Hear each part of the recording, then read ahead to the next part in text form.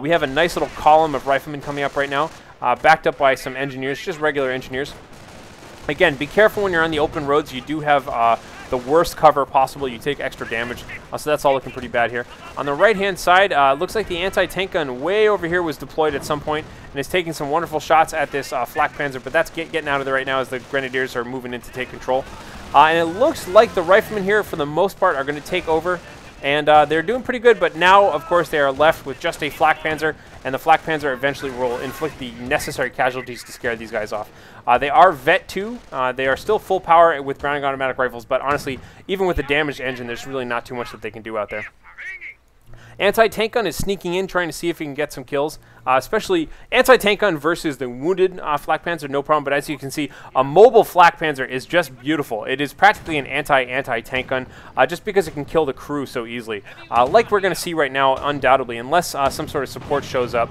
It's going to be very hard for this anti-tank gun to be able to take care of this guy. It'll certainly get some shots in, but he can just turn so much faster than it can ever set up. You can see him spiraling inwards, homing in on those troops right now, killing every last one of them, and there it goes. So nice-looking anti-tank gun takeout right there. And now the riflemen are going to come in, likely grab this thing. You can see he's actually shooting at the gun itself, trying to kill it. But double sticky bombs mean he needs to get out of there in a hurry before they close in on him. And that could be really bad. If he's able to man this anti-tank gun right now, turn it around, he could definitely take care of the rest of that flak panzer. He is turning around right now. All three guys are there. Oh, but it looks like we do have a decision. Firestorm being called in right now. He has made a decision to go for... oh, yes! He went for the Terror Commander abilities just in time to completely annihilate that thing. The burning remains of the Ostwind just barely saved that. We'll have to see if another sticky bomb, however, is going to come out. But that was a wonderful, wonderful last second. Yeah, there goes the sticky bomb. I don't know if he'll be able to repair that in time. Oh, and the strafing run just wrecks all of those gentlemen. They were able, however, to repair this. Look at the gun, though. The gun was repaired, but it's all floppy. It looks kind of funny here. And some losses for both sides right there, but that was a brilliant save of the Ostwind. It's definitely one of the most damaged-looking Ostwinds I've seen in quite a while. Look at that! Look at the gun on that thing. That's pretty ridiculous. However, it is working. I think what happened was right as the gun got repaired, it tried to target one of the scout planes, and as a result, it's just kind of like half floppy. Anyhow, Ostwinds ahoy! So far, looking pretty good. Notice all the we also got the V1 rocket out there, so. This is questionable. This could be a little bit greedy right now. Maybe he's trying to just provide some scouting right now for a V1 rocket, but unfortunately he doesn't quite have enough munitions, so he can't do it. That would have been awesome. And as you can see, there was just an airdropped anti-tank gun coming in here. It looks like that anti-tank gun is doing pretty well, but as you can see, the Ostwind, even wounded, has no trouble taking out one of the gentlemen manning that anti-tank gun. Anti-tank gun is scooting along here, trying to take out that Ostwind. Oh, having some pathing issues there, having to rotate a little bit unnecessarily. Going to set up, try and get a long shot maybe. Maybe he can get one more shot off.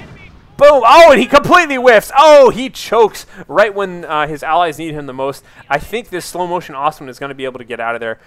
So that was a very risky move, though. I'm sure that he was planning on dropping a V1 when he had the munitions for it. It's 150 munitions, but none of that for the time being here.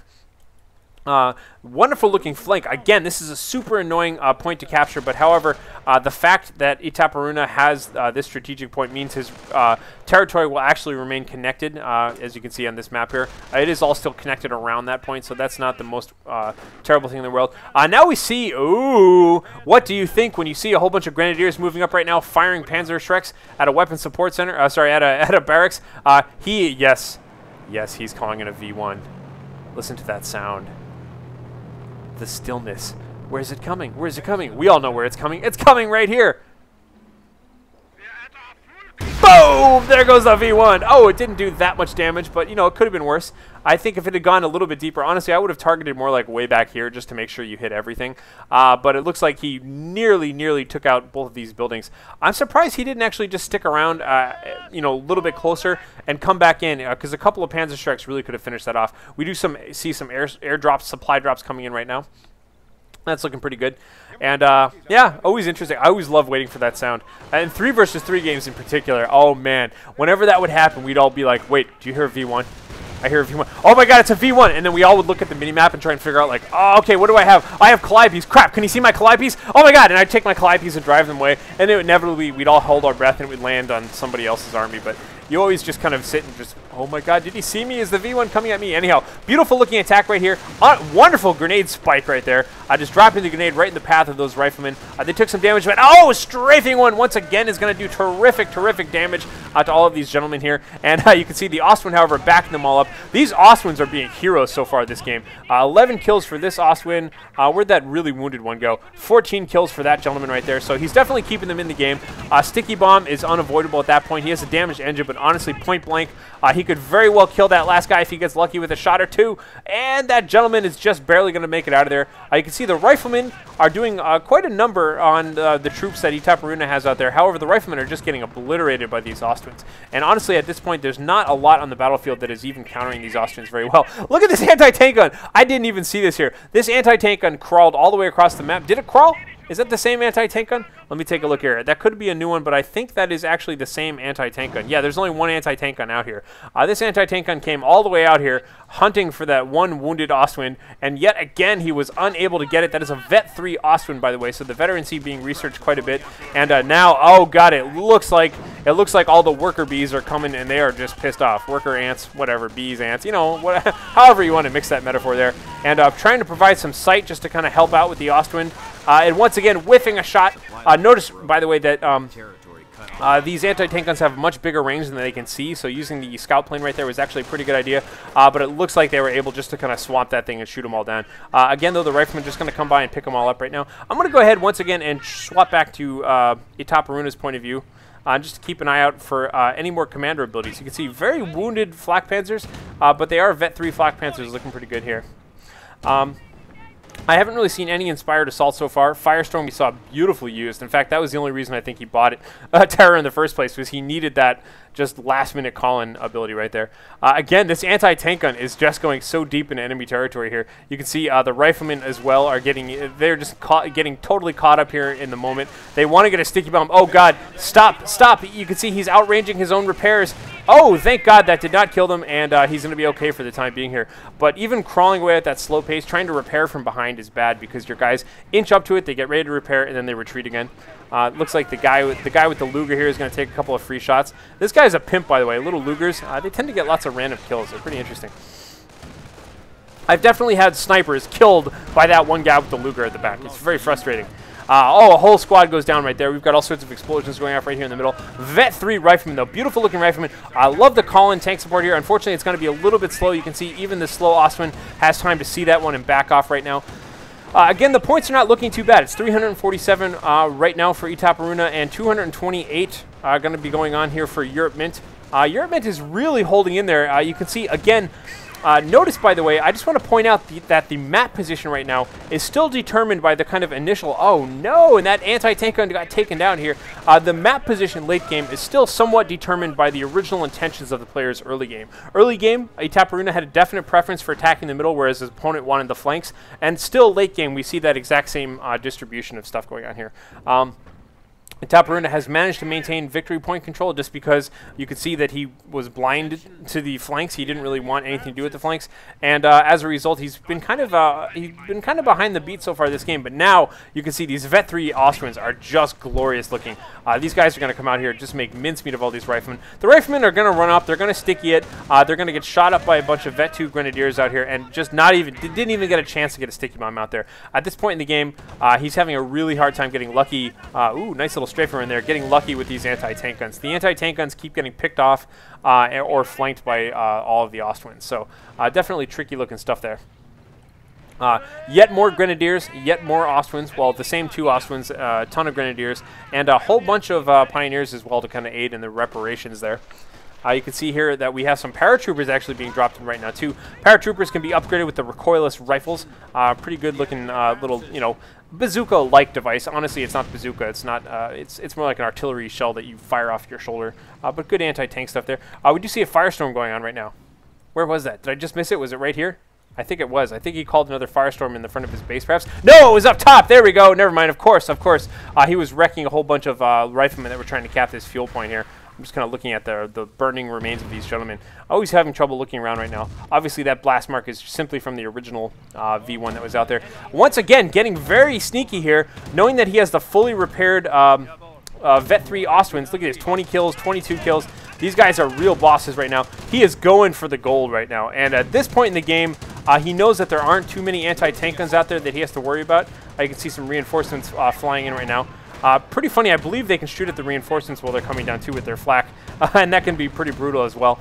Just coming in right now, looking, just kind of prowling around here like wolves, looking to see if they can pick off any more troops. Massive attack in the center. At this point in the game, I believe that EuropeMint knows that he needs to hold on to the center if he wants to take control over this game.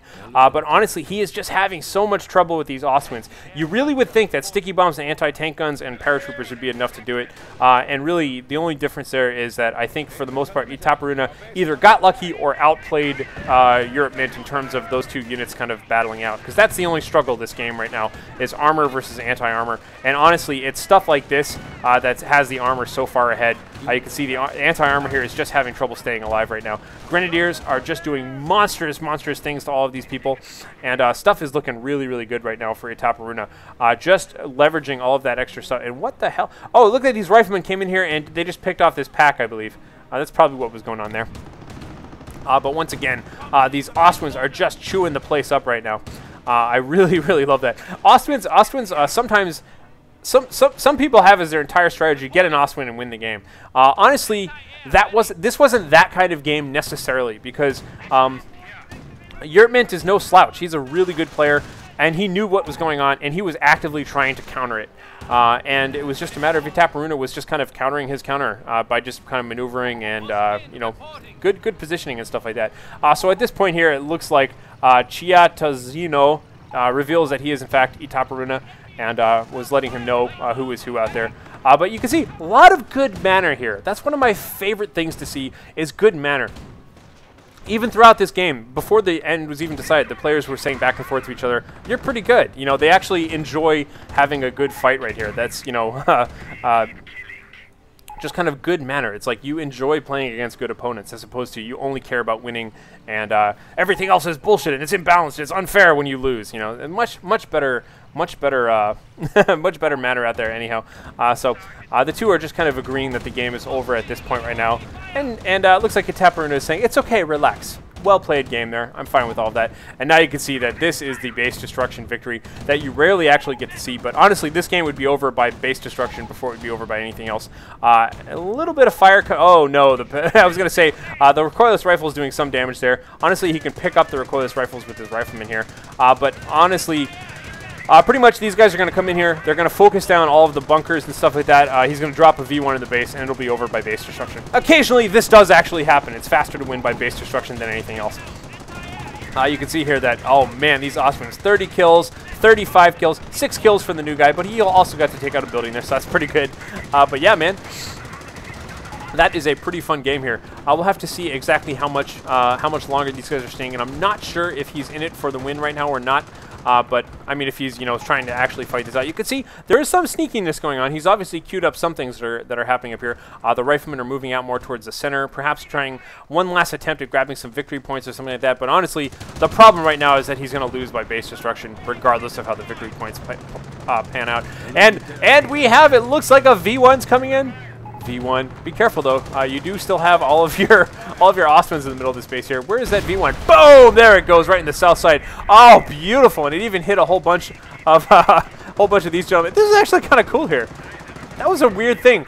That was awesome actually. That was a called-in.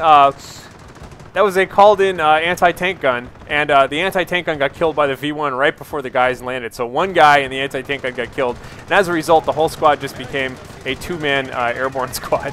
That's kind of neat there, and I think they're just reinforcing. Kind of cool. Anyhow, I don't know. I'm just being distracted by random details like that. And you can see, however, these guys are doing a nice job just kind of wrapping up the game. Being nice. Look at this. Even asking if it's okay if he posts. And clarifying that, yes, I want to post this replaying game replays, or is that okay?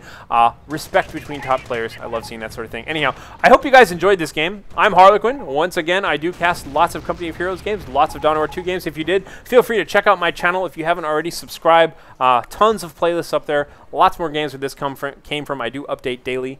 Anyhow, you guys are all fantastic. Just a big shout out to all my subscribers, all the people who regularly post on my channel and post responses to videos. You guys are awesome, and I definitely enjoy reading every single one of those comments. So you guys rock. Anyhow, have a great night. Harlequin here, signing out.